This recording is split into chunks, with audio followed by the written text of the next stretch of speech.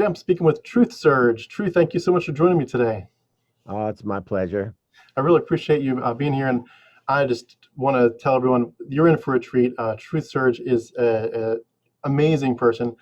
He was a part of not per se my deconversion, but a part of the processes a lot of us go through. Like once we do deconvert, we then want to know more about what happened, what were we in, what was really behind the scenes. The whole Stockholm syndrome, who had us. And so as I dove deep, one of the first people that I came across was Truth Surge, and your YouTube channel, your videos, they helped me. I've seen them all several times. Not the singing ones, but the ones about Jesus and the mythology. So thank you for what you do. Yeah. Thank you for your part in my life, and just welcome again to the show. Oh, that's very kind of you. I just made those videos really honestly as a sort of a way to share what I felt like I had discovered. And it was so mind blowing to me at the time. I was just like, it's that feeling like I have to stand on the top of a mountain and start shouting this stuff because, it was so opposite of where I was, when I was a Christian. That it was I mean the only way I can describe it is like every time I would discover these things, it just blew my mind. It was like a thing I believed just went and it just crumbled. So I made all those videos more or less to kind of share the things that I had discovered and see, maybe some other people would find them interesting or believable or whatnot. So anyway, yeah, that was a lot of time I spent on those things, but it was fun. It was a learning experience. I learned things I never knew, and I've gotten so many people email me or contact me and go, "Wow, your videos were helpful in allowing me to sort of make sense of some things that maybe they were on the fence or they just felt like there's no way to know for sure." And in fact, that's the subtitle of my, well, whatever you want to call it, my one of my long video series called Beyond a Reasonable Doubt. I mean, it's not like I'm pretty sure it's like there's no doubt in my mind. So that's where all those videos come from. It's just it's a sharing of, wow, I discovered this thing not on my own, but I see it with my own eyes now. And then I put it out there in a way that I felt was clear and simple, not a Yeah. bunch of Greek or Hebrew, just simple stuff. So, Yeah, and for anyone that yeah. doesn't know what we're talking about, TruthSurge has, and that's your handle for YouTube, TruthSurge. And I'll have the link beneath our video for people to jump right there. You can jump there and come back to this later or after our interview. But um, on that, you have a whole bunch of videos where you're singing, which is amazing. I want to talk about that too briefly. But in there, if you go to his playlist section, there's a couple playlists, and I just want to highlight the names of them. One of them is called "Excavating the Empty Tomb: Beyond a Reasonable Doubt," and that has about 37 videos in it. And then the other one is called "Jesus, Hebrew Human or Mythical Messiah," 40 videos in that one. And you do a great job of kind of chopping up topics. Like you said, you keep it simple, but you go through, and by the time you're done, you're like, this is absolutely number one, it's mythology. Number two, it's a copy. It's a copy of a lot of other stuff, and I love Mm, that you do it. You put it on the lower level, so people that are like, I've never heard of this stuff. I don't know what in the world Mimesis is. I've never heard of Dennis McDonald. I certainly haven't read the Iliad and the Odyssey. You just put it on a level where people can say, all right, well, so you've never heard of it. Give me 10 minutes of your time, and you'll be able to understand the whole thing. And then you just kind of the next yeah. one, you kind of do like this quick summary, and you build on it. And by the time you go through all of your videos, people have a fantastic foundation of what the mythology is in some of these Yeah. stories, some of these core stories of the gospel. Yeah. That's an interesting insight or observation you did right there because that's, I guess, consciously slash subconsciously I did it. I was like, I want to, it's like a story. I mean, I've written stories too, short stories. So I kind of do like to write and mold a certain flow because I think that helps, draw somebody in. And now that you have them, you can present what you want to present. And Robert Price does the same thing. He writes a lot of stuff. He's a writer, Yeah, but he's amazing. that doesn't mean you have to invent things. It's just like I want to set a structure. And so with the excavating series, I really did that a little bit better than my previous ones, where I just sort of stood in front of a camera and talked. This one was actually everything was scripted out ahead of time, so I think it flows a little better, and it probably is more interesting than Yeah. just me talking to a camera. So yeah, I was pretty proud of that excavating the empty tomb series. And that took me over a year to do those videos. Well, I believe It it. was a lot of work. I But can I can tell you put a lot of even just the pictures, let alone the text. oh yeah, It's it was like I'm going to Bing.com. Okay, I got to grab some pictures for this video because the first thing I do is the voiceover, and I just read the script. There's nothing, and then I go out and just find a bunch of free pictures and slap them in. And sometimes I'll do After Effects and make some animations, and then massage it all together and edit it. So it was a labor of love, but it was, something I enjoyed at the same time, and I felt like it was also kind of worthwhile. Like once I was done with it, it's not one of those videos that you watch it and like, okay, that was the guy talking about something and you never watch it again. I feel like in my heart of hearts, I want, if I do something like that, I want it to be rewatchable. I want it to like at least be rewatchable 2 or 3 times. And then I think it's actually has some merit or something. Yeah, it absolutely does. I can So personally attest I've watched those 2 or 3 times myself or more. And yeah, I'm going to plug this probably again when we get into some of the details of that later, perhaps. But if anyone, again, has not seen Truth Surge, and especially those 2 sets of videos, I'll have the link. I'll put a picture here in our video so people can watch, literally see it pop up right as we're chatting. But it is absolutely worth its weight in gold. And it's the kind of thing, too, that I think for people that are deconstructing slash deconverting, if you're at all on the fence where you're like, I don't know, maybe I misunderstood some stuff. Maybe there's a chance that this is all real. Maybe, maybe I'm just taking things too far about, all this concern about, moral issues like, the genocide of the Old Testament, the slavery, the land theft, genital mutilation, all that stuff that, the moral issues that people grapple with in a deconstruction phase. But at the core of it, at least I know Jesus is Jesus. If nothing else is true, Jesus and the cross of Christ, I cling to that as my faith. I'm going to swing out into eternity on my hope in this, and I know that's true. These videos, if you're thinking maybe you should go back to Christianity because of the surety of Christ, I guarantee you those videos will help you solidify your reality that those are mythology as well, and it is absolutely it's so helpful. And for people that haven't seen it before, if you're new to it, it can be a little bit shocking even.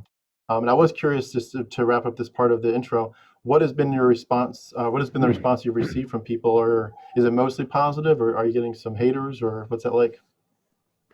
it's mostly positive because in the Excavating the Empty Tomb series, for example, the very first video is it's not entirely clear which direction I'm going. So there's a lot of views on that video, and then it drops off steeply after the second video because the Christians that might be watching hit video 2 and they go, oh, he's going to try to prove that it's not true. I thought he was going to excavate the empty tomb and find Jesus in there. So now that I know where his overarching, his trajectory is, I'm done watching this, and they'll leave a comment or two on the second, third video, and they move on. So it's like views, second video, they're Yeah, out. And so what I'm saying as an answer to your question is I don't have that many comments, negative comments, because they'll usually throw some negative ones in video 1, 2, or 3, and then after that, not many. By the time they get to like the Homeric parts, it's hmm, not many haters there because I mean, what can you say? They can just say, "Well, you're wrong." It's like the proof is in the pudding. 9A and 9B just give me chills even to this day. Those are the videos that actually end the part about Dr. McDonald's thesis that Mark copied from Homer. So those 2 videos, I mean, if by then you're not convinced that Mark borrowed from Homer, I don't think you'll ever be convinced. And I think it's just, I mean, I just get chill bumps thinking how amazing it would have been to be Dr. McDonald discovering that, like yeah, putting them side by side, the Odyssey, Mark, and boom. It's like how could you not recognize that after you see like 15 different parallels like that. So no, the haters definitely are in minute quantities, and they mostly are in the earlier parts after they give up, realizing they don't really want to engage. They just wanted something to massage their current beliefs. Yeah. And so no, I really haven't had that many haters. I did a video, and I'll shut up here in a second. I did a video that was called 10 questions Christians can't answer. You probably haven't seen that one, but that was I don't think I have. early on, and it was just a light thing. I was making faces and just, you know, doing silly faces after each question. I mean to tell you, it's like every comment is a Christian telling me, you know, you're going to find out one day. Yeah. And it's because I didn't do, it was a very light overview thing. It's just like out of context. I just, you know, so I had a bunch of haters on that, but no, on the Jesus Smith series and the Excavating the Empty Tomb series, not so much, because I actually go into some detail. And so yeah, not too many haters, but they're there. They're definitely lurking. Yeah, for anyone that has followed my channel at all, but I do talk about the mimesis some. I'm working on a project. It's I'm going to document that and a lot of other stuff, especially the other quotes, like where Jesus is quoting Plato and Socrates and Aristotle and Pythagoras and all that. There's other stuff out there, but for anyone that's really interested in this mimesis stuff, in that excavating the empty tomb, I think it's around video 4 or 5. You really start to crank it up and hone in on the Homer stuff. So if you all haven't seen that information, either like through the Myth Vision channel with Derek Lambert, who's done a lot with Dr. McDonald recently, by the way, if you want to see, it's a plug for Derek. Myth Vision has done probably at least half a dozen or maybe more than that with Dr. McDonald in the last 12 months. So go there if you want to dig in further. But if you want to be like, I can't quite go as deep as Dr. McDonald does, but I just want to understand what you're talking about. What is this? Excavating Empty Tomb, around video 5 or 6, you just start to just absolutely blow us away. I love it. So thank you on Yeah. behalf of a lot of people. Thank you for what you did. I know it's a labor of love, like you said, and it made a big Yeah. difference to a lot of us. If I could like twist people's arms, just stay with the series till video 9B. Then if you want to turn it off, be my guest. But 9B is the ending of the whole Mark Homer thing. And I just find it extremely compelling personally. Yeah. And so if you could just force yourself, even if you disagree, force yourself to watch up to and including 9B, and then I'll be happy. Yeah. Well, can I So ask? I do want to go more of an intro for your story, but since we're talking about the video, can I ask this question real quick? One of the biggest questions that's come onto my mind about all this kind of information, which when you look at the big picture, you're talking about obviously a lot of Homer is woven into the Gospels, Virgil and Euripides, a lot of Pythagoras is woven in there. Um, we've seen with Bill Darlis in the book the Zodiac and the Gospel that the Gospel of Mark is structured according to the signs of the zodiac, the constellations in the right order. All this stuff, the quotes from all these pagan philosophers, from Philo, from Plutarch, from Plato, from just goes on. And now we've discovered, a couple of decades ago that Jesus is quoting from the Dead Sea Scrolls. I found that he's quoting from the book of Enoch 100 times. You add all this stuff up, and you're like, who did this? Like, this is a lot of work. And it's like you kind of go from, as a Christian, this book is amazing, it's from God, to this is garbage, this is mythology, and it's really nasty stuff, blood magic and scapegoating and telling people kids are going to burn in hell if they don't believe in me. This is garbage. And then you kind of go back and you're like, actually, this isn't from God, but it is pretty clever what they did here. They did a lot of levels of hidden messages. Have you gotten to a point where you feel like you could, interject a guess as to who had the know-how and the availability and the background to do all this? who could have built the pyramids, man? There's no way. Um, wow. You know I what I'm mean asking? They're like, who? Because it that's was obviously someone with a Jewish background because they're copying the Old Testament stories a lot, but they're bringing in so many other things. It's like, it makes me think it was someone who was sitting in the Alexandrian library before it burned down and they just ate this stuff for breakfast, lunch, and dinner and decided to come up with something amazing. But then when you bring in the fact that well, they're quoting the Qumran community scrolls and all that, it's like, well, who knows who this was? yeah. I mean, you you you're exactly right when you say, you know, there is an arch, a trajectory of coming out of religion that many people go through. They're religious, they doubt, they learn about the contradictions, they finally become non-Christian at some point, then they have the anger. I got sucked into it, and but then they're like, wait, it had to happen some way, even if it's not what the pastor tells me. It had to go down some way for these documents to be as they are in the various forms that they take in the edits across the, well, centuries. Yeah. Right. So it had to go down some way. And then that's where the study and the interest in, like, how did it really happen, and who wrote this, and why did they pull from? So that's where you're going with that question. Unfortunately, my brain is too small Might as to well. actually give you anything juicy along those lines. I just, I've often wondered if Mark was like the author, Mark, shall we say, because nobody knows who wrote the Gospel of Mark. I just wonder if he was doing a homework assignment, and they said, well, this is your final exam, is to write a little story about, and he had to go. But I know that concept of drawing from previous literature, I mean, that's pervasive. So we know this was just a thing that these people did. So if you could draw from like 10 different sources and merge it into a story and make all these references to the previous stories that these people probably knew, and and it would do a thing with their oxytocin in their brain, and they would go, wow, he's referencing the Dioscuri in the Odyssey and the Iliad, and now James and John are like painted as the sons of Zeus, because Jesus says, you know, he refers to them as what is it, sons of Sons of thunder, Thunder, yeah. and you're like, sons of thunder, and as a Christian, I was like, what the heck is that? And it's like, wait a minute, the sons of thunder. Zeus was the god of thunder, and his sons, the Dioscuri, Polydeuces and Castor, they were known as the sons of Zeus, the sons of thunder. And it's like, boom.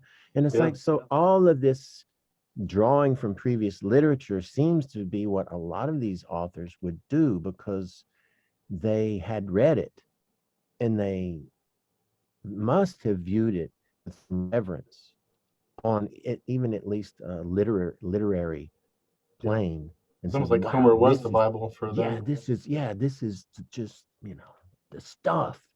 And I got to have that in mind. And they appropriated it. There was Yeah. no there was no copyright back then. There was no trademarking. It was just, that's awesome. I'm going to include that in mine and sort of merge it in. And if you could do that and make it work, it was like brownie points. But like, Yeah. why? I mean, why so prevalent? And what was their point? And why would he do? I don't have all the answers like that. I wish I did, but I think that maybe it's like evolution. Like, why are the races? Why are different races in different geographical places on the earth? There was a reason beyond, you know, the ark story where everybody splits off and God curses some people. So I think there's probably reasons that we just will never completely know, and we just have to be happy with that. And Hmm. I mean, we can still search. It's just we just Yeah, we can't be dogmatic. lost. So imagine how many things are lost of the literature that just didn't survive. But yeah, like you said, that library had tons of stuff, and what all was in there, we only know through scraps from like church fathers and early writers and stuff. Yeah. I've been interested in getting into as well the Gnostic stuff. I've not really gotten exposed to it, but I was listening to I'm probably mispronouncing his name, but Tim Freaky, with the Gnostic version of this, where you look at, for example, Mary, the mother of Jesus, and Mary Magdalene, with the being a copy of the two Sophias, and it's like it's an absolutely perfect picture when you see the two Sophias at the foot of the cross. It's like it's exactly what they pictured, and I do wonder sometimes. I'm still not sure where I land 100%, but just how much of this was a parable, of the journey of the soul, the culmination of this cosmic picture that they had about what was going on around them in the unseen realms, and even some of the seen realms with the stars and the planets and the astrotheology. But I do wonder if it's all a parable, or if it was based on some stories. Like, clearly some of it was like the cleansing of the temple with Judas Maccabeus. It's just they pull on so many different things. It makes you wonder, like, what's what's left at the core of this that's just purely historical? And I guess that's part of the mythicist question: is there anything that's historical left, or is it just all a parable?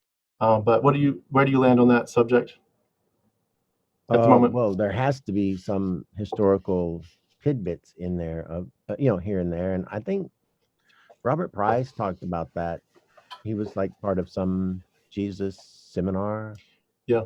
where he said that they tried to go through, the New Testament and basically cull out everything they thought was not historical. And I think he came up with it was like something paltry amount, like maybe 10% they would say could be somehow traced to something historical. So Mhm.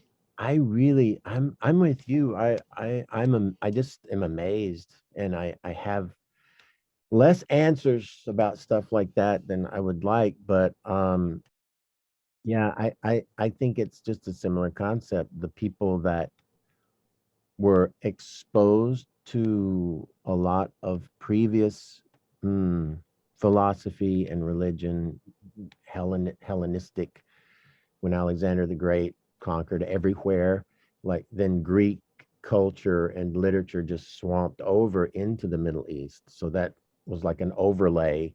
And so suddenly, Rome and all that stuff in there, it's just like a big melting pot. And so like, yeah, so like they're gonna be using what they were exposed to previously and then trying to Philo.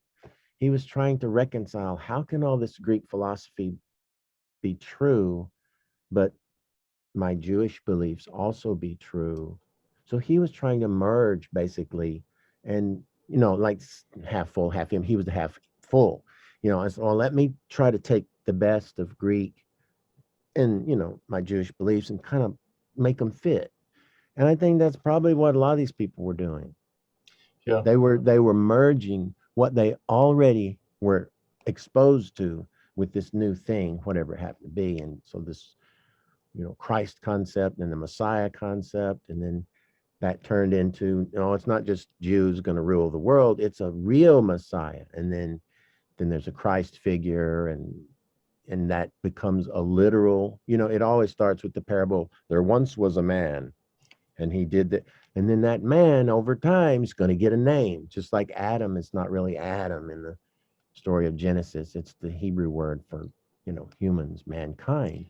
So if you dig down in there, it's like, oh, well, it started as an allegory. And then later on, it kind of, so Yeah. things Shifted. grow into telling, but I just, right now, my brain is sort of empty and I don't have a lot of answers along the Gnostic side of things. Yeah. But Do you mind me I would, asking, go with ahead. your with what you did so far, do you feel like that is a part of your some of your projects, your life projects, to do any more digging, or is it more just personal research that you would do? Like, do you think you have any projects coming up in the next 5 years that we might see, or is it mostly just the singing? Which, by the way, if I didn't mention it, TruthSurge is a big singer. So in the midst of all the Mm, other videos we just talked about, you'll see a whole bunch where he sings, and you have an amazing voice. I love it.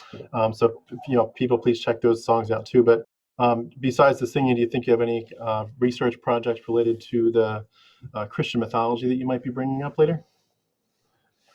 um, Or if I not, actually, if you did I one, what would it haven't. be?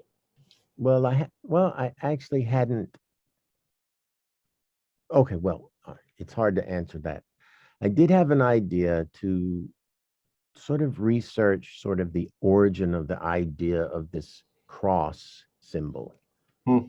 that is, shall we say, understatedly prevalent in Christianity. This idea of a lowercase t or whatever. Where did that come from? So I had the idea of sort of doing a little series on that, but at the time it ballooned up in my mind greater than what I thought I could actually deal with. It was like it was just like it went like that, and I said screw it. And so, but that would be an interesting thing to me, like the very icon of Christianity. Where did that come from? I'm sure there's probably books already, but I Yeah. had some ideas on that, because of the whole Julius Caesar thing, um, and people believing that, well, Romans crucified people on a cross, and the whole staros, the Greek word for what we see as cross translated is actually not cross, but more like a stake or a pole, a wooden pole in the ground. So anyway, that was something I had pondered because I thought that would be really interesting because that's like, Yeah. the symbol. I mean, if you have the icon of Christianity, it would be the cross, right? And whereas like with Islam, it's what is Islam? The star and moon or something I like think so. that. Yeah. So you have these various.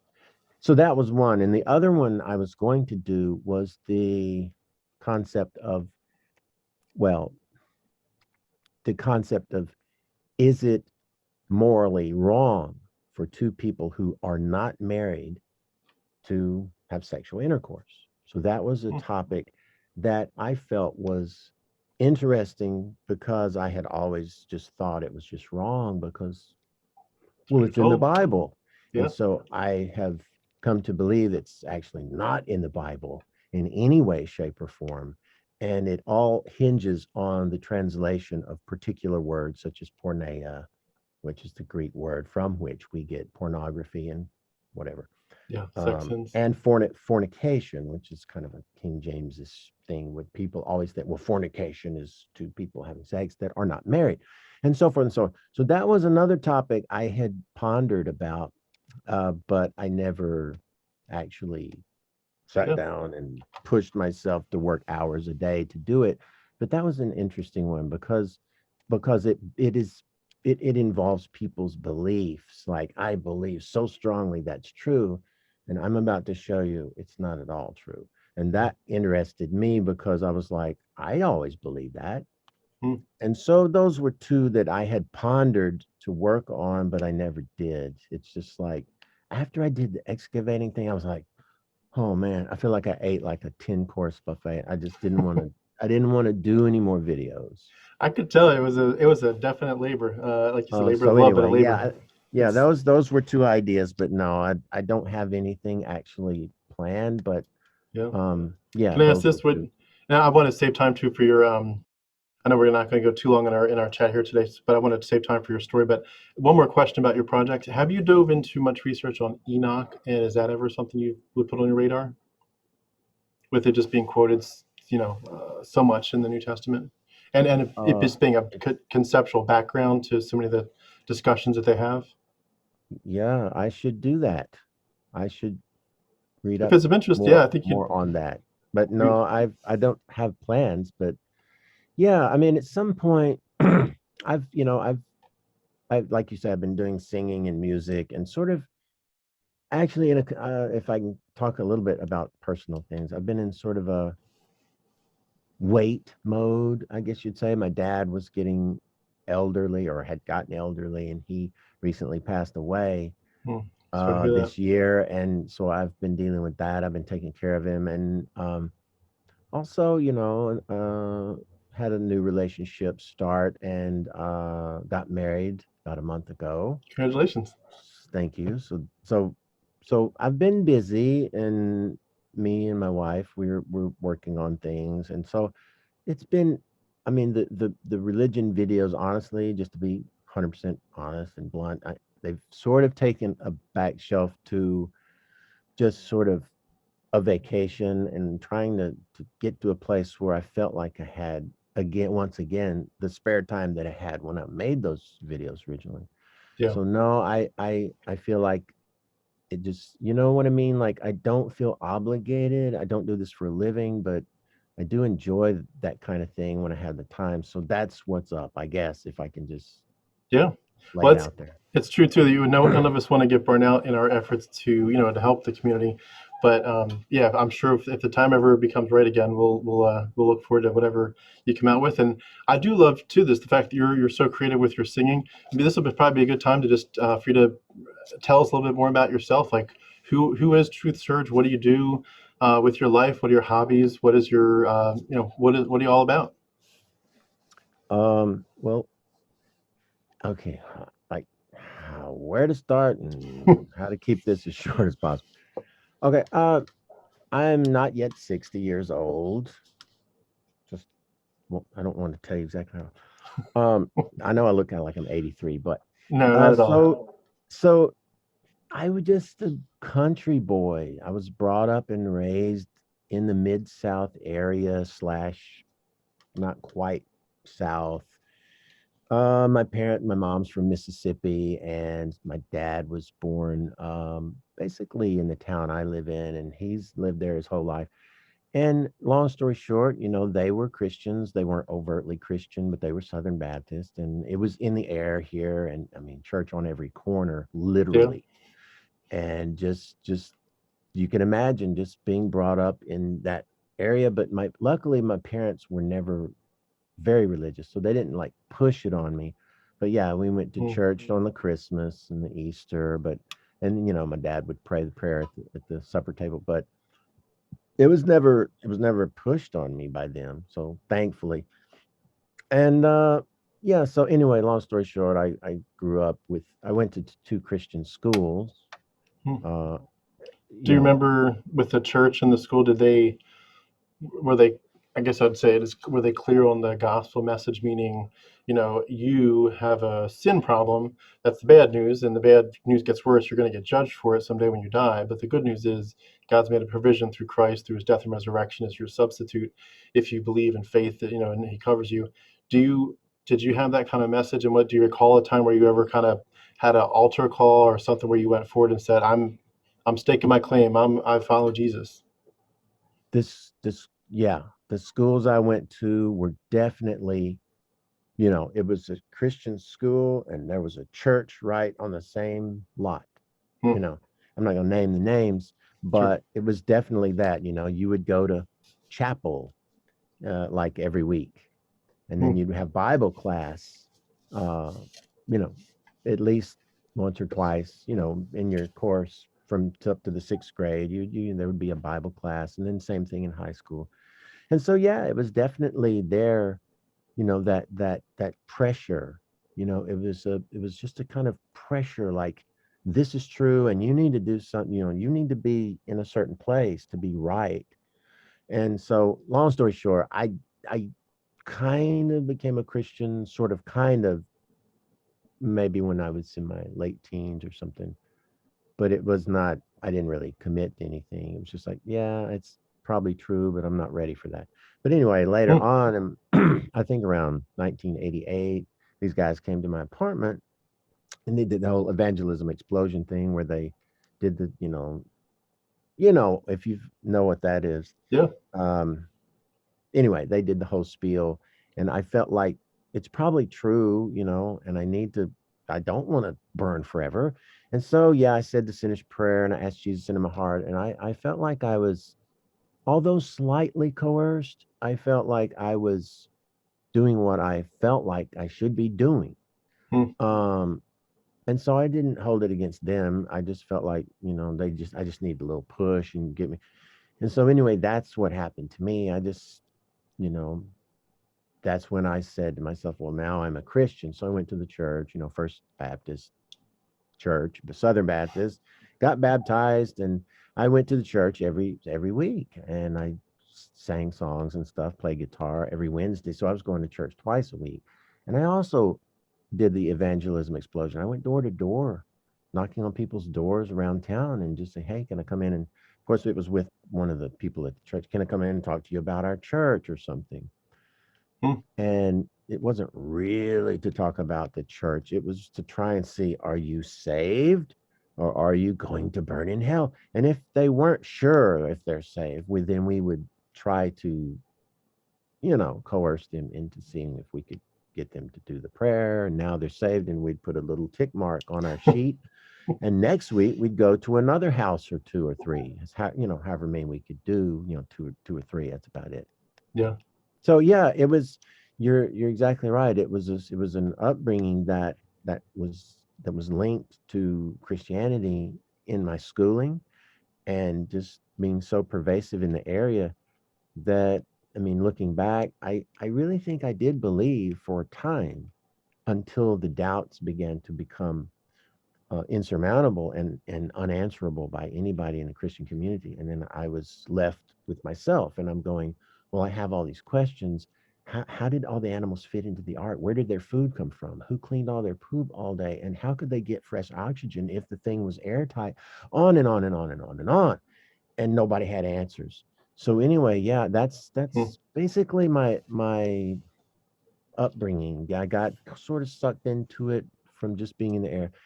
And I gradually got out of it from my doubts and personal studies and the lack of any um, real explanations from the Christian community, Hmm. mostly just apologists and non-explanations. And well, you just need to believe, you just need to have faith. God will explain it all once you get to heaven. So yeah, it's So you kind went of that. through your questions kind of alone then, just you doing your own research, not really having a community of people to talk to about it, would you say? No, no, I was, all my Christian friends were just like, they were like, your doubts come from Satan and all this stuff, and Hmm. they had no answers. And so basically what happened was I went to the Bible bookstore here in town, and I got what's called Logos software. It's Bible study software. Yeah. Little did they know I was going to be reading it objectively, and so not worshipfully. And so I got this stuff. It was like Logos 2.0. It wasn't like the full thing. It was like, what I could afford, like $200 or something. But it did have like Hebrew and Greek and all this stuff. And this was before the internet. I mean, the internet was there, but I wasn't, it Yeah. wasn't all out there. And so I just got that, and I was like reading like the Hebrew. I'm like, what?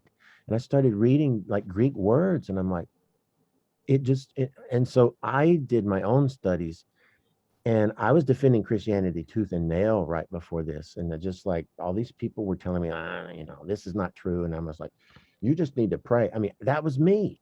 I was doing the apologist thing. Hmm. And then when I started to give it some credence, some credibility, and I thought, I wonder, and mostly because my doubts began to grow. And it wasn't because those other people were telling me Christianity's false. It's because my own doubts began to go like that. Hmm. And the more I read, in fact, I took an NIV Bible and I literally read it cover to cover and made notes on everything that bugged me. And I wrote in a Word document, and it must have been 160 pages of stuff. And so I did that because I started feeling like there was a breaking point in my mind where I said, I'm not sure I can believe all this anymore. I need to know for sure. Hmm. And that point, I started rereading the whole Bible, making notes, and I went through the Logos software, and I was just in it. And that was without any Robert Price, any internet. I was just like, I got to know, and this is all I've got, and I've got the Bible. I didn't know all the translations. I didn't have a link to BibleGateway.com. So it was just like me, Logos, and an NIV. And so, long story made unbearably longer. I just I just finally got to the point. I guess it was around before the year 2000. I said, I can't believe this anymore. Hmm. It was this dawning realization that I absolutely cannot believe this. I can't believe it anymore. I wanted to believe. I wanted to believe there was a God in heaven looking after me. I mean, that is a comforting thing, but I just couldn't believe it anymore. And so Hmm. I was like, and I don't know when I started believing, wait a minute, that means I'm an atheist, and in the little town where I live, it's like, 99% of people here, or 99.9%, whatever. And I didn't have parents. I think I did tell my parents at some point, and they weren't happy about that, but it was Hmm. after, it was not earlier. So anyway, that's Hmm. basically where I come from, just coming out feeling very alone and very, in fact, you were going to mention, or you did mention earlier about being, you know, forsaken by your Christian friends or whatever, Yeah. Shunned. because that exactly happened. As soon as I told them I didn't believe anymore, I mean, they dropped me like a hot potato. Hmm. They were like, don't want to hear it. Bye. Did And that shock you in the sense of like you would, and this is just my speaking from my Christian experience, but I think the party line I was given was that if there is a lost sheep, Jesus's message is, I'm going to go find them. And so Mm, if you are his ambassador, then you would do the same thing. You would kind of, win people back, winning souls. You would show them, like, kind of like some of those songs that we also hear, shine so much that people are just like, you have something different about you. I need to have mm. Jesus. And so you'd think that they would want to build the bridges as much as they could, while having boundaries about infecting them. Like, they would obviously keep their Christian boundaries up, but just to say, I got to keep this open because I need to figure out a way to present the gospel to you in a way that, apparently it's not making sense yet, but we need to get it to you, because otherwise you are literally our friend in danger of the flames of hell. Did it shock you when they just kind of was like, nope, walk away, have fun burning? I mean, not that they would say that, but just this idea of, like, I guess it's, I don't know. I wonder too if it's an intimidation factor where it's like, we know anything we could say to him, he's already said it. He's preached it, for goodness sake. He's taught it probably in Sunday schools and all that. What can we say? He knows it all backwards and forwards. And it wasn't more like that, or why do you think people were so quick to just walk away? I I'm not entirely sure, but I mean, you just, I mean, it's like you've definitely been there, or you've heard it so many times that it's just like it's just what happens. I'm not sure. You would think that if they had a friend, I wasn't just a stranger either. I mean, these are people I had lived in a house with this one guy that he started this little house church. I mean, these are people I had been friends with for several years, and one guy for, well, since I was a teenager. Hmm. And I told him, and it's like we had about 2 or 3 emails back and forth, and poof, he's gone. And um, same thing with the other ones. It's like I'm telling him, and derision, laughter, insults. I Hmm. mean, I told a friend of mine this over the phone, and he just went livid. I mean, absolutely ballistically, just horribly anger and attacking me. Amazing, amazing. And I think partly it's like they feel betrayed on the one hand, they feel threatened on another hand, Hmm. because I mean, they also don't have the answers in the same way I didn't have the answers. But now I've come to a place where I go, now I do have answers. It's written by men, it's mythological. It was written at different times by different men, which is causing the contradictions. I have answers now.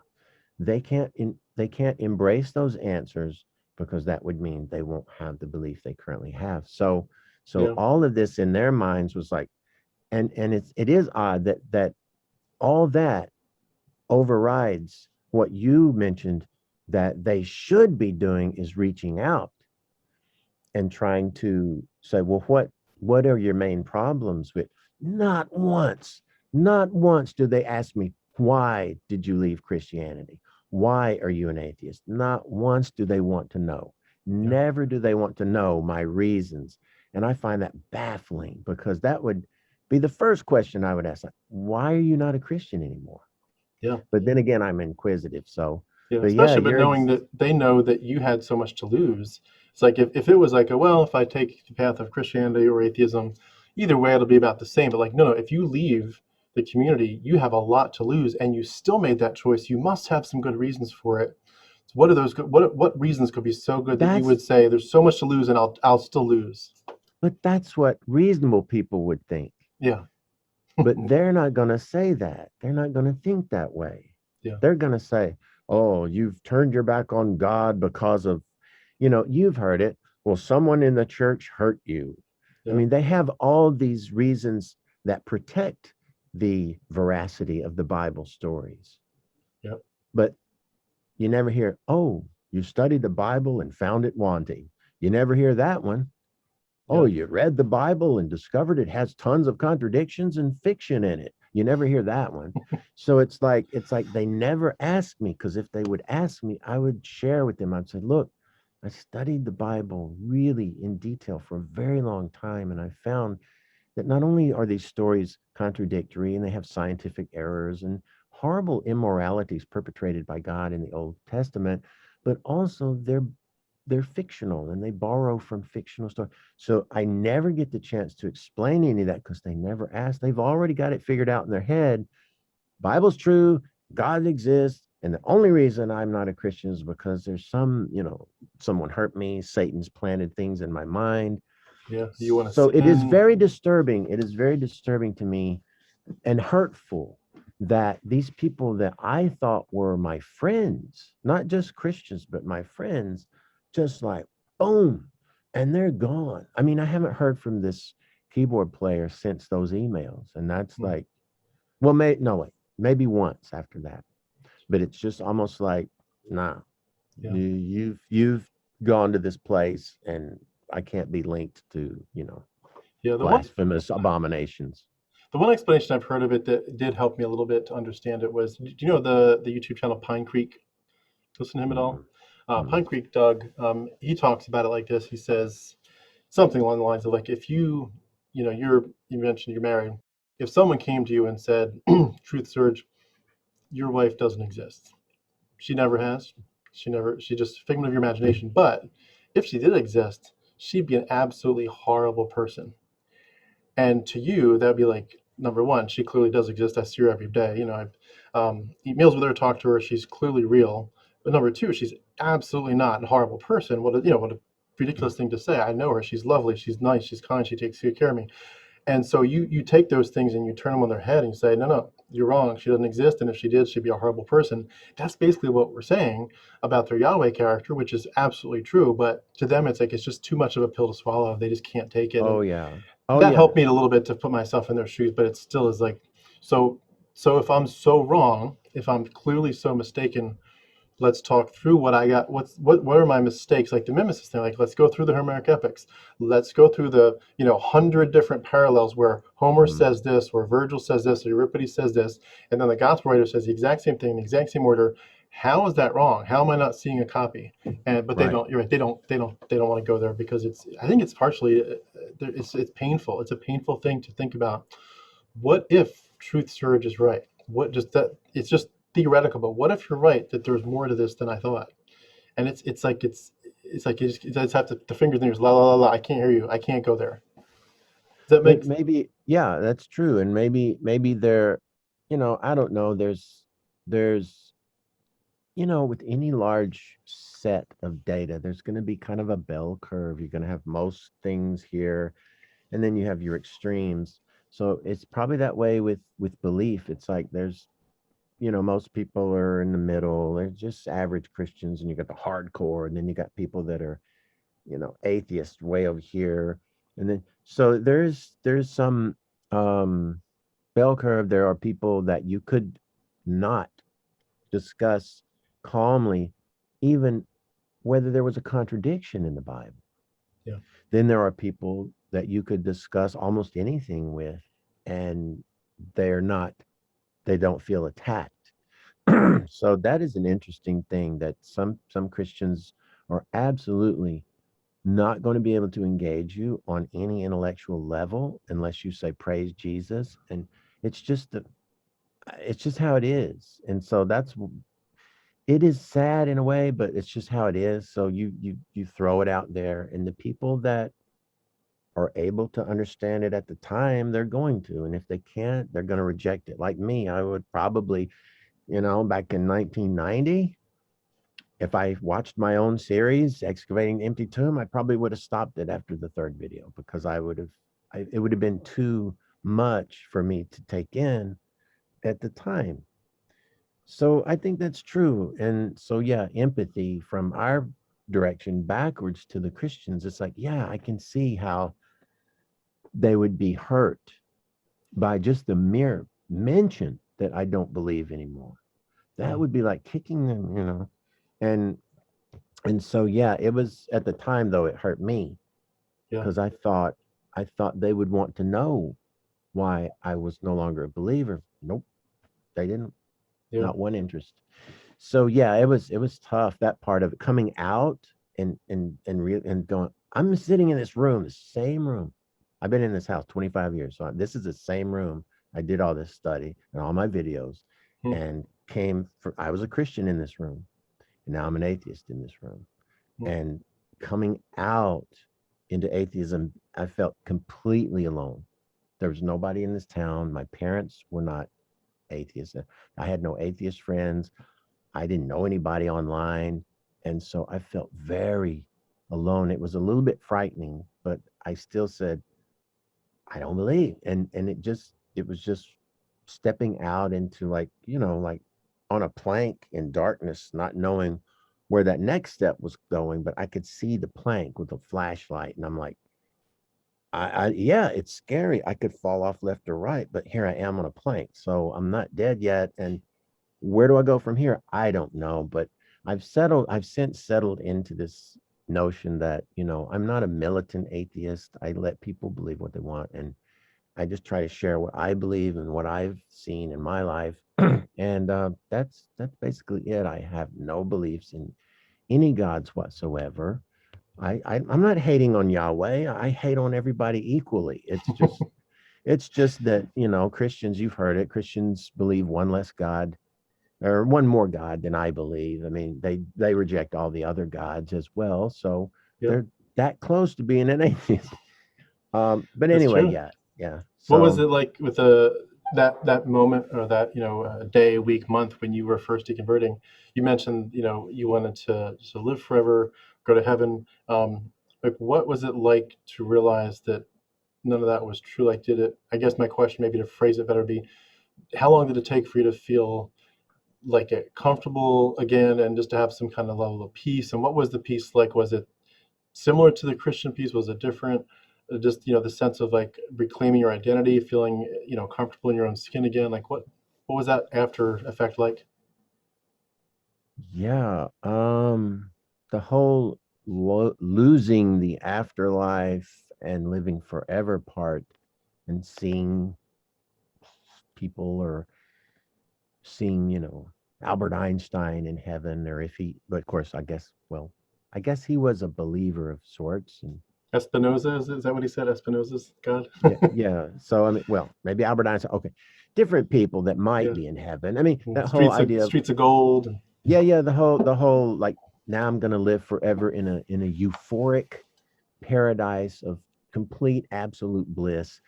I mean, I didn't feel a huge loss about that.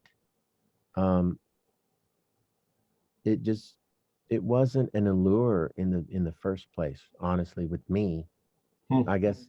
But in general, yeah, it would be nice not to die. But I mean, I didn't feel that sense of loss. I felt like a little bit of nostalgic tradition of my entire life was now relegated to myth and falsehood and deception.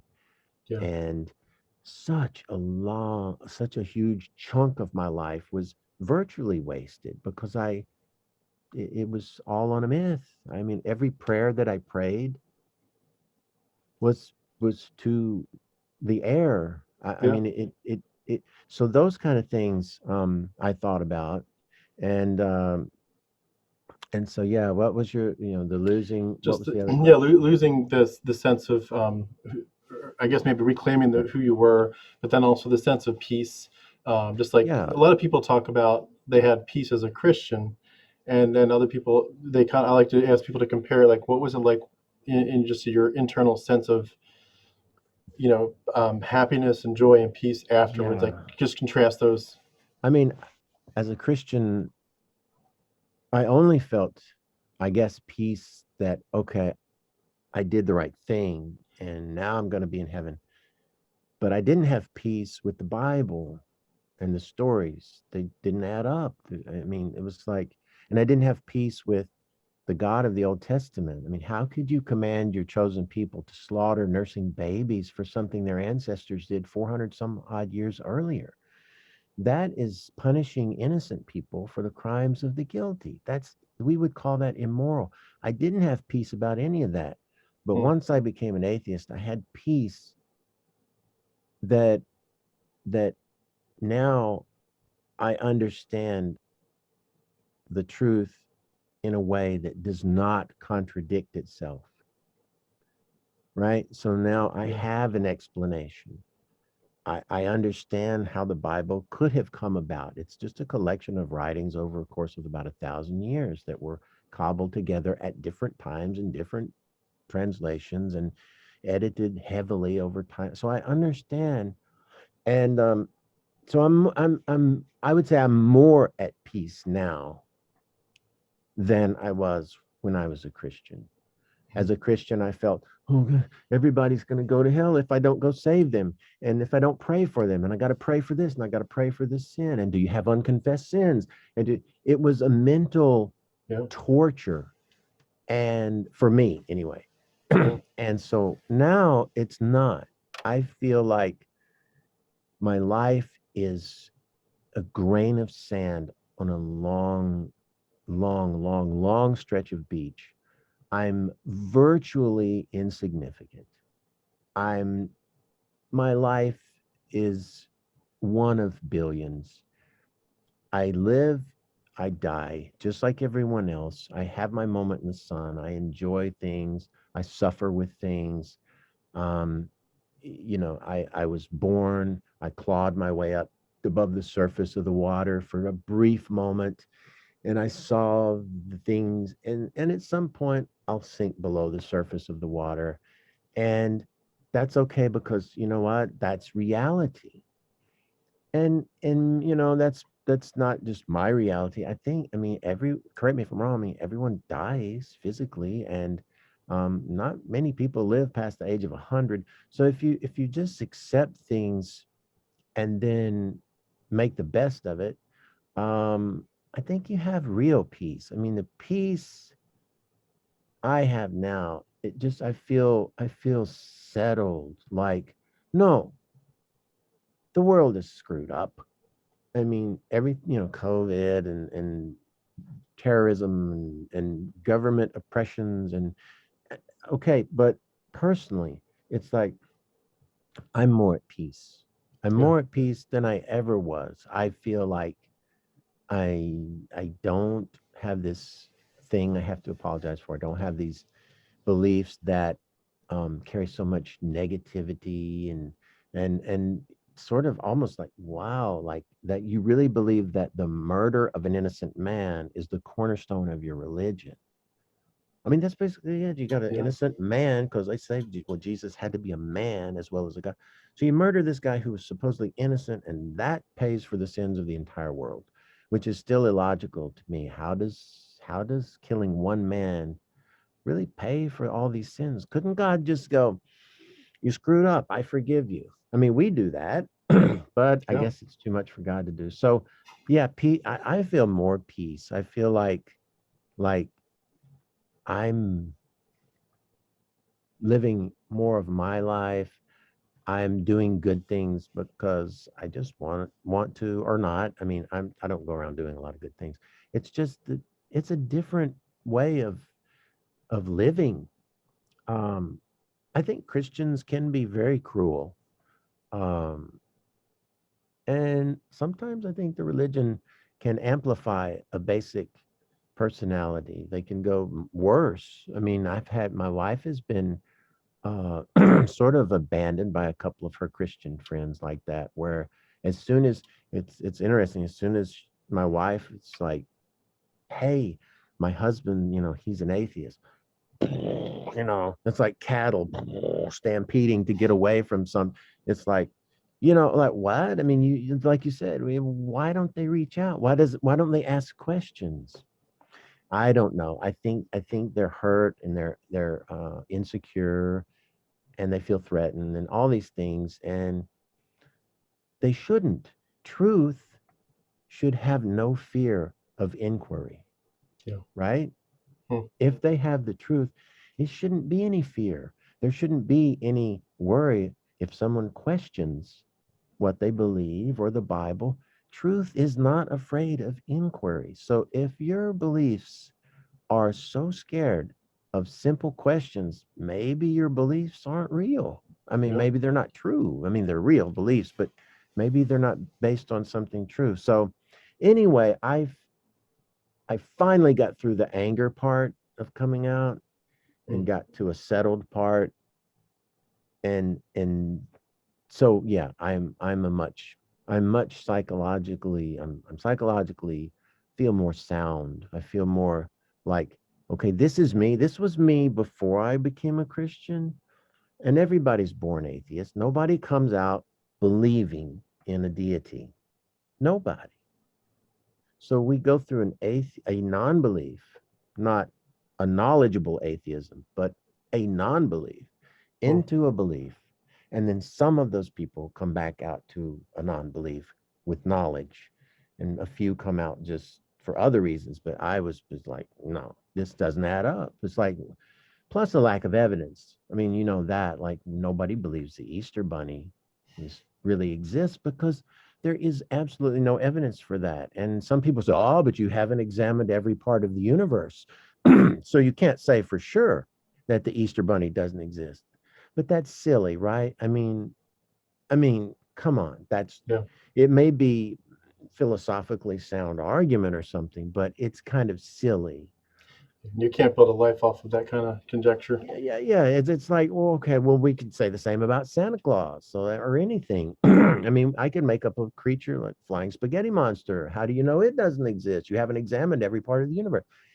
But that's silly. That's silly. There's And no the evidence for a flying spaghetti monster. And the Bible specifically talks about God as if he's like this God that wants to connect with you. He wants you to know Mm-hmm. him. You know, I've come to bring eternal life. You may know God. And I'm botching the verse, but something about like he really wants to know you, to know God and to see him through Jesus. He wants this relationship with you, and yet he's clearly not talking to any of us. It's not just in the sense of like audibly, but people think, well, he's talking to you through the Bible. Well, once you find out where the Bible came from, you're like, no, he's probably not talking to us through 1,000 quotes from Homer and Pythagoras and Enoch and all this. And eventually you realize Yeah. this just, I think what it comes down to is like what you said, this desire for the truth, which is cool. That's part of your handle, Truth Mm-hmm. Surge. But just this the willingness to like you before you go into all the details of the discrepancies and the canonicity issues and all these background things. It's almost like you have to have a primer for your mind that says, I am more committed to the truth than to my religion. And hopefully they're the same. Hopefully in a religious background sense, you're thinking, hopefully when I pursue the truth, it will lead me right to where I'm already at, which is at the foot of the cross with Christ. And so there's no concern. But to be able to say, but if the pursuit of the truth leads me away from the cross, what do I do then? And Mm-hmm. that's terrifying to some people. It's like, and it's almost like offensive to make that claim, like I'm more committed to the truth than to my religion. Well, how can you be more committed to the truth than to the truth to them? It's like you can't be more committed to the truth than to God because God is truth. But they're starting with the conclusion, right, as opposed to with the question of how do I know this is true? How am I sure? And why are my claims better than everyone else's claims who are claiming some very similar things, very similar experiences and miracles and after effects of their god or demigods work in their life? And it really is it's sad. And I wanted to comment too about your comment about why can't God just forgive us? It almost seems like, and this is not original with me, but other people have said this, but it's like the God who won't forgive without blood magic. It's almost like he's painted as like so loving. He's just got so much love for you. And you look at the Romans 8 passage and all these other things in First John. He's just got so much love for you. You'd almost want to say about him, he can just forgive you just because he wants to. But it's almost like he acts like there's some kind of cosmic rule. I don't know if you remember the Narnia series, but they talked about like this magic from before the dawn of time, and where the Aslan character he can die on this stone table, and he's aware that there's this magic, like these rules that define the whole universe. That if he, as the innocent lion, dies on this stone table, then because he's the innocent lion dying, it will crack and he will come back to life and everything will be made right again. And it's like there's these rules behind the scenes, like there's another God telling the Yahweh God, this is how you have to do forgiveness, and it has to be through blood magic and da da da, you know, human sacrifice, death cult stuff. And but he can't. It's like it doesn't make sense. Why can't he just say, you guys really messed up. I forgive you. Like you said, like it's not that hard. And blood doesn't like why does blood have to come into it? And why won't Christians admit how much of this comes straight out of Egypt? Like blood magic and circumcision is straight out of Egypt. It's insane to me. I get it's funny, but it's also sad how little they will admit where this stuff comes from. Yeah. Yeah, I mean, you pretty much nail it. I mean, that's true. Um, Yeah. Egypt is what is it, 120 miles or give or take from the Holy Land?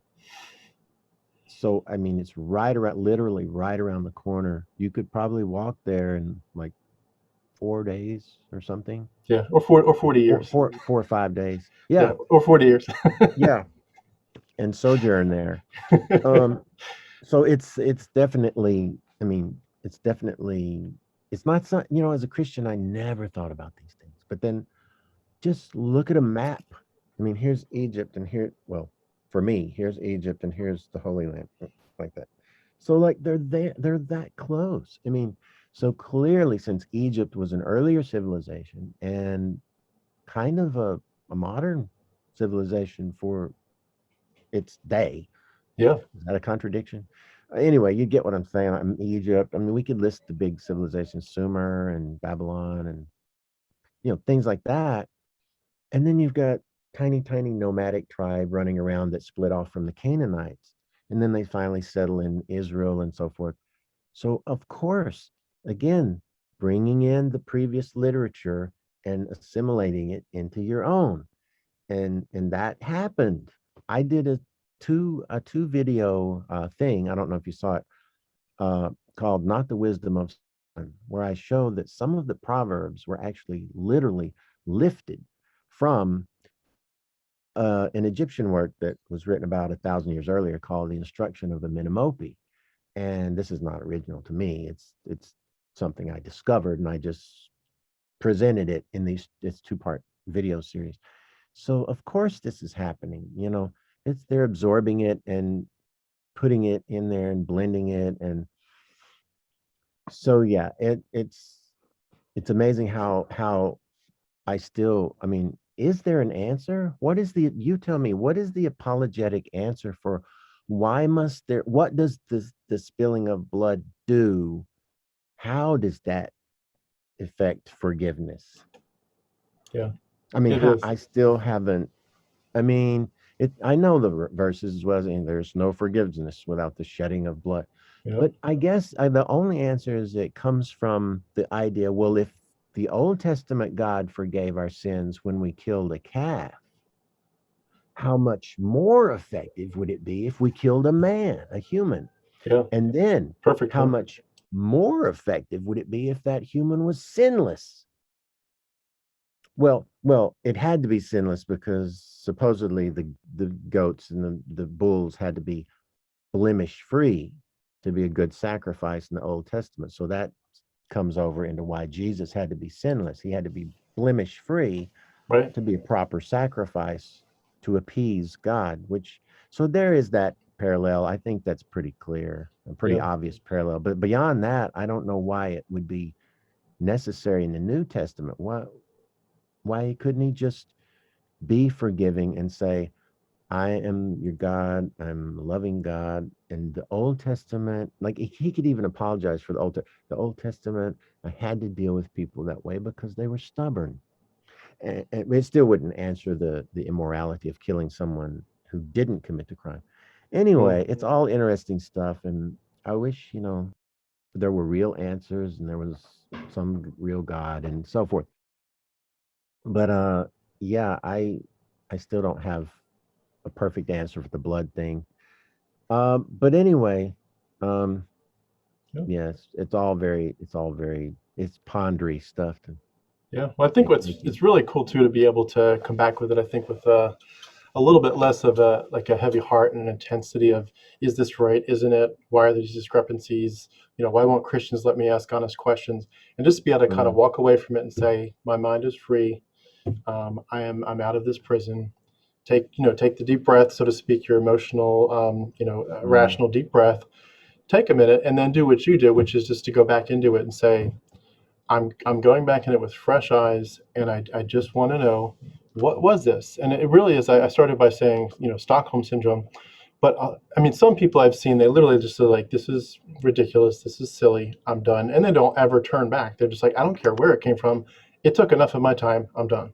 And yeah. granted, that's a legitimate response for sure. But For some of us, especially those of us who are really in it neck deep, I went to Bible college, the whole 9 yards, mission school, memorized thousands of verses. This was my flesh and blood every day, or I should say my bread and butter every day. This was my everything, my all in all. And so I'm like, what happened? Like, what was this? How could I dedicate, 40 years of my life to mythology? This is really weird. And it's like you just feel this compelling desire to say, number one, I want to know for myself. But number two, in a somewhat sacrificial sense, I think you want to be able to do a better job at letting other people know earlier in their journey, like, hey, I wish someone had told me this stuff. And I kind of paint the picture sometimes as like a dining room table, and the Christian and the apologist would say, there is truth that you need to know about the gospel and the word of God, and blah, blah, blah. And you look at it and you say, okay, if this table is all the truth that I need to make an honest decision about whether or not this is actually real, you've only covered like 5% of the table. Like, where's the other 95%? And to actually present to people and say, okay, I can help fill in at least some of the other 95%, not all of it for sure, but I can tell you some things. I'm like a beggar that's found the bread. I can tell you where some of the bread is. It's certainly in Homer, Euripides, Virgil. It's in Pythagoras. It's in the astrotheology. It's certainly in a lot of these other quotes. It's certainly in Enoch, like gangbusters. This is where some of the truth comes from as to how this story evolved. And there's more to it that I haven't discovered yet, and maybe someone else can fill those in. But just to put it on the table and say, you know what, I don't care what you do with this. And it's funny, I do know Christians who will take it and actually increase their faith with it. Like I would imagine that if you told most conservative Christians, did you know that the book of Enoch is quoted 100 times in the New Testament? They would say, foul, that's not true. Not true, no way. But I've discovered there are Christians who did the hard work. They found them just like I did. And what they do is they just say, see, that just shows Enoch was canon. Jesus quotes it. He even says to the Pharisees, you err because you don't know the scriptures. And then he immediately goes on as the answer to quote the book of Enoch. It's like, see, Jesus even calls them scriptures. He says that's why you err, because you don't know them. It's Enoch that you needed. And so they just keep changing the narrative, like, and so there's different people are going to respond to the truth of these historical events differently. Obviously, we know that people interpret the Dead Sea Scrolls with different nuances, especially with different carbon dating conclusions and all this. But I'm like, I don't care what you do with it, but at least give me all the information. Don't give me a 5%. I want the whole thing. And then also leave me free to make up my decision, make up my own mind and say, if you want to follow this, evangelical conservative Jesus Christ story to the ends of the earth, fine, that's your choice. But if you choose to say there's too much cognitive dissonance here, this does not add up, just say, okay, fine, I'm not going to attack you with, well, because you don't believe like me, you're going to burn in hell forever. Like, just to say, let's respect each other's conclusions. You want to be an atheist, you want to be a conservative Christian that rejects Enoch, you want to be a Christian that says, no, Enoch's canon. You want to do something else, you want to be a progressive Christian, fine. Pick your path, pick your whatever, but respect each other in the process. But among all the paths you could take, give all the information to everybody, and don't tell these kids at a youth group that the Bible is inerrant, and not tell them there's a lot of other people that say no, it's not. Like, give them both sides of the story and tell them why people are saying different things, and let them make up their own mind. Because the problem is when people find out, and this is my opinion, but it's when people find out that they were partially or fully brainwashed, and now they're not out, now they're out of it, you pissed them off. And a lot of people, that's why you get angry atheists, is because they're like, you didn't tell me the full story. That's not fair. Like, if you want me to be a Christian, fine, but tell me the full story. And I think that's my passion. I'm not doing anywhere near as good of a job as you did on your videos yet. I need more time in my life, to be honest. But that's why I appreciate you. I feel like you're a great example to those of us that have the same passion, to just like, let's get the information out there. Just get it out there. You do with it what you want. You did such an amazing job. And I know we need to wrap up here, but I just want to say again to everyone, please go to TruthSurge's YouTube site. Please check out his videos.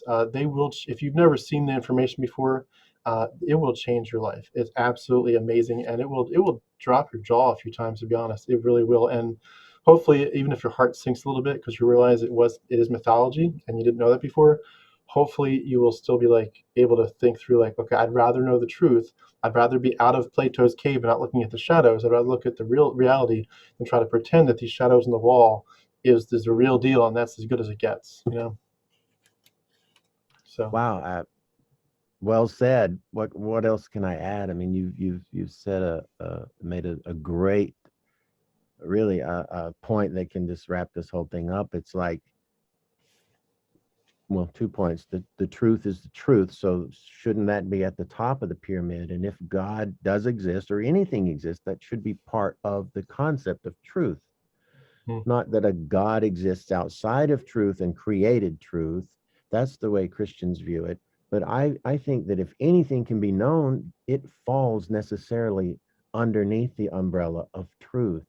And therefore, like you said earlier, if we seek truth first, we know the Bible says, seek ye first the kingdom of God. But if we seek what can be known and long for truth more than anything else, then the Bible and God and Jesus, the whole shebang, should pan out.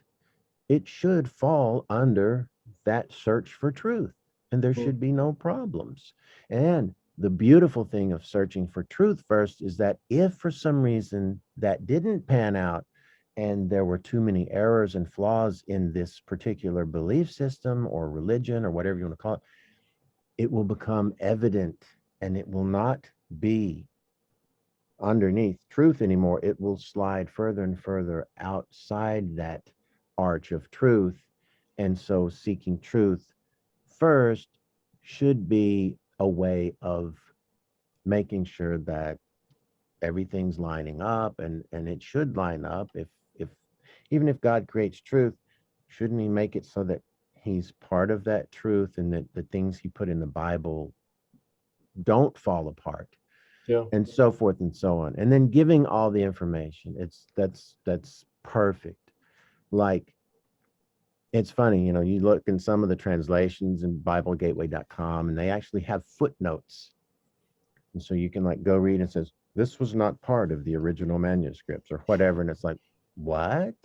So like give everybody the opportunity to see as much information as they want to see. So don't like deliberately withhold things, or that's a big thing for me. I totally agree. Just put it all on the table and at least let me see it all, and then I have an opportunity to analyze these things and scratch my head and go, what do I think about that now?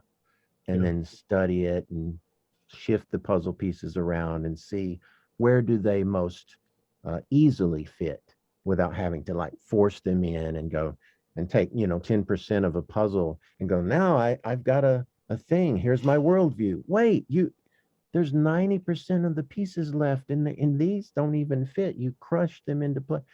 That's how I view my Christian beliefs. And so yeah, um then I started taking these pieces and I gained more pieces by reading and studying. And I put them on a table and I was like, wait, they're making a slightly different picture.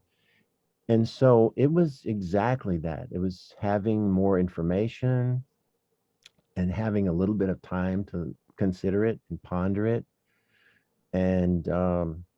And also, like you pointed out, having the desire not to be right, like I'm right in a cocky sense, but I want to know what's true. I wanted to know if is it true or not. And yeah, I had to know because I was miserable. I was yeah, miserable having a mountain of doubts and unanswered questions and a desire to believe. And that made me miserable. mm, And so in my mind, I said, I'm going to set out to either prove to myself that this is believable or not believable, and see where it falls. And it happened to fall way away from where I was currently. And so mm, yeah, very much appreciate you talking about some of those videos I made and compliments. yeah, I enjoyed making those, and I hope I didn't make too many factual errors in those. I welcome everybody to point them out if I do, but so far I'm pretty impressed I didn't make too many, mostly typographical mistakes. But yeah. Well, so it's been an interesting thing. I love how you just said everything you said, and I think it's true that at the end of the day, um, we do have these cognitive dissonances, these questions and issues as Christians that came up, And it's funny, once you're out, you realize, looking back, you had more than you were willing to admit. It's like, I thought I had 3 and I had 3,000. Mm. And I look back and I can see even ways that were like seeds of doubt were planted. I didn't think there were seeds of doubt, but you can look back and think, huh, I wonder if that was part of this in the big picture. Where somebody said something and I kind of discounted it for 10 years or 20 years. Mm. But looking back, I think, yeah, that actually didn't make sense when they said that. I should have taken more of a look into that. But I was thinking too, just as a wrap this up with a joke, not joke, but a humorous sentence. The verse, "The truth shall set you free." I was thinking, Mm. if you ever needed a motto, you could be like, "The truth surge shall set you free," because Mm. it's true. I need a tagline for my YouTube channel. There you go. Yeah. Do Well, I owe you everyone. like royalties or something? Yeah, I want to cut whatever falls on the floor from the table. Well, I want to say again, thank you for your willing to share your story. I hope we can collaborate again sometime. And I just want to say too, we haven't talked much about your songs, but I'm impressed by your ability to sing. Your vocal abilities are very admirable, and I hope people take a look at those. I've taken a look at about 10 of your songs. I especially like the one where you did the heart alone. I love Heart. I grew up on listening to a lot of Heart, so that was exciting to see that one. But just your skills between your music and your research, your anti-apologetic, so to speak, videos. Thank you for what you did. Thank you for sharing your story, and I hope that people will give you a lot of love. Please like, subscribe to TruthSurge, and hope we can do it again sometime. Oh, well, you're too kind, too kind. Auto tune. Oh, I had to say that. People will know. People will know. Yeah. All right. Well, I guess I don't have anything else particularly to say. So other than thank you for having me on and asking me some questions that were interesting uh, at some point, and now the interest is, it's in a waned, trough type of area for now. But like you say, I might have a few things I might want to do in the future, and then of course the Enoch thing that would be interesting. Yeah. Well, if I ever get my project done, I'll try to pick your brain on that too. I'd love to get some really good feedback on, like, what I'm doing is basically just I'm looking at all the quotes, Mm. all the quotes everywhere. It's quotes from the Testament of the 12 Patriarchs, from Book of Jasher, from Esdras, from Maccabees, just everywhere that you see it, like where you think you're reading Jesus says this, you're actually reading the Book of Maccabees says this, and they just make Jesus say it, even though it was written 50 years, 100 years, 1,000 years earlier. Yeah. Enoch was much, much, much earlier. But just all the places where you think it's Paul saying this, and it's not. Like in a lot of Romans, you're reading the wisdom of Solomon. You're not reading Paul. You're reading the wisdom of Solomon. People don't know that, and just to get that kind of information, I'd love to touch base with you at some point down the line when I get that in order, and kind of see if you have any insights to add to it. All right. Well, shoot me an email. Yeah, sounds good. Well, thank you, TruthSurge. I really appreciate your time today. This has been awesome. Okay. Thank you. Thanks so much.